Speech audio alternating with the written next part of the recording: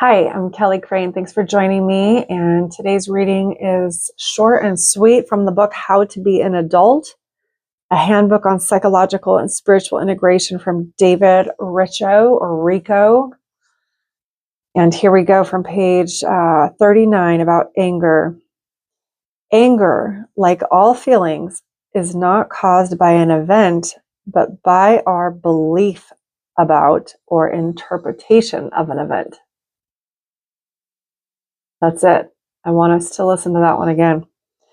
Anger, like all feelings, is not caused by an event, but by our belief about or interpretation of an event. Okay, this gets into a little bit of like cognitive behavioral therapy, okay? When we have something happen, we call that the trigger event, right? There's a trigger. And then normally what we think is the event causes the action. But there's a little piece in there about our thoughts that we often skip that I want us to pay attention to today. We have a trigger event, and then what happens in between a feeling and the event is this way that we think about it. What does that mean? The way we interpret the event. And based on that interpretation is going to cause how we feel about it. I'll give you an example. Say a person is coming at you while you were walking down the street, okay? There's a person on, I don't know, the same sidewalk. He's coming at you. You're walking towards him. He's angry. You could tell he's angry. He's got like a scowl on his face. He's kind of huffing and puffing as he walks. He's coming right at you. That's the event. That's the trigger. Now, if you think that this person is trying to attack you, that he's coming at you, he's trying to attack you, he's going to hurt you, what is the feeling that's going to come up? Fear. You're going to feel afraid. This person's going to attack me. Oh my gosh, he looks so mad. He's coming at me. He's going to attack me. Oh my gosh, I'm so afraid. Right? And then that causes a behavior. What are we going to do if we're afraid? We're probably going to like walk on the other side of the street. We're going to walk around him, right? Okay, second example. The same person's coming down the street at you. He's looking really mad, okay? What if we have the interpretation of, that guy's trying to fight me? Oh my God, I bet that guy's trying to fight me. I'm going to give him something to fight about.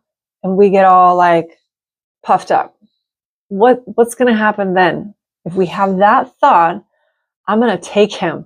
He's going to fight me. I'm going to take him. What's the feeling there? We're probably going to feel angry. We're going to feel defensive, right? And then what's the behavior? We're probably going to walk all like macho up to him, or when he comes by us, we're going to push into him or something, right? We have a behavior based on the feeling of anger that is based on the belief that this person's going to fight me. Okay. That was the same guy walking down the street, right? Do you see how that's different with the way we interpret it? Now, a third example, same guy is angry. He's coming down the street. We're watching him as we walk towards him. He's huffing and puffing. He's mad.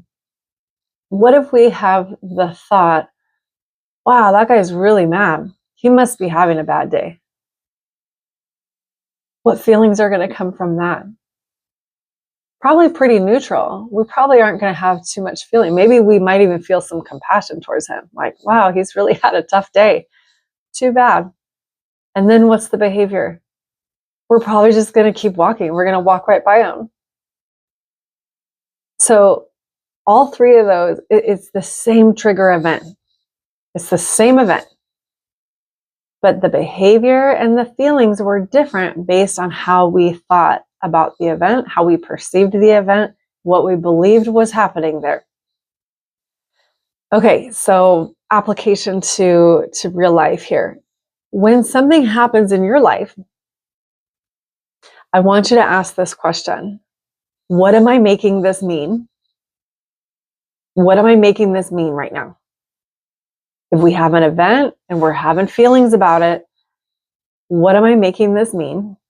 And then the second question is, what else could this mean? Just think about it. Spend a few fractions of a second even thinking about what else could this mean? Because we saw it in that example, right? It was the same trigger event, and it meant 3 different things in that example. And that belief changed our feelings and it changed our behaviors. So in the moment when something happens and you're getting really like intense feelings about something, I want you to just ask yourself, okay, pause and ask yourself, what am I making this mean? What does this mean to me right now? Is this some kind of violation? Is it fear-based? Like, what am I making this mean? And see if that explains some of the feelings that you're having. And then ask the question, what else could this mean? Maybe there's a different way of interpreting it. Maybe there's a more realistic way of interpreting it. And when you find that other way, maybe it brings those intense feelings down a little bit. Okay, I want you to practice that this week, okay? When you're thinking, when something happens, I want you to just take a pause. Just take a pause and ask yourself those questions. Part of the hard problem here is taking the pause, because we interpret so quickly. I mean, this happens so fast that there's a trigger event, we instantly have a thought, and then we react. Then we have a feeling. So we're just trying to like take our thoughts captive here. Like, okay, what is the thought that I'm having about this thing? And is it even true? Is it true? Is this right? Can I be thinking about this a different way? Right? So we're going to just pause and ask ourselves some questions about our thought. We have millions of thoughts in a 24-hour period. Not every one of them is true. I promise you that. Not every single thought that enters your head is true. So we're just going to start controlling our thoughts a little bit. Start challenging them. Start paying attention to them.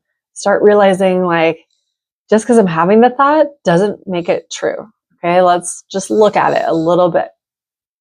All right. Thanks for joining. See you next time.